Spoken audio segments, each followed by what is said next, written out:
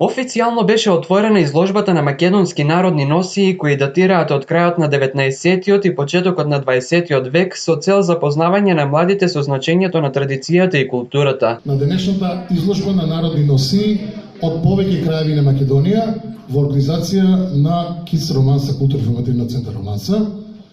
Како што може да видите дека имаме носии од повеќе краеви на Македонија, обележени се горе сите нели од кои етнички предели припаѓаат. Сакаме да направиме настан кој мислам дека во Каменица досега не бил од ваков карактер. Се надевам дека ќе наиде на одобрување и од постарите, но секако и од помладите. Ова изложба имаме изложене комплетни носи од Пијанец, Овче поле, Крилевско поле, Мариово, Раец и една влашка носија. Покрај комплетните носи имаме изложено неколку делови од цела територија на Македонија, делови од носи, например кошови, скутини, елеци.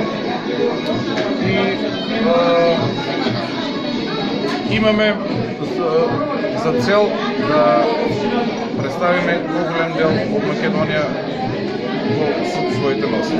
Стојанка Костадиновска, која беше меѓу посетителите, рече дека денес младите воопшто не го знаат процесот на изработка. Да видат младите како постарите порано се рашко изработували и се облекували, а не како сега. Кајано, јас сум од генерација која сум ткала, везла, имах си моја носија.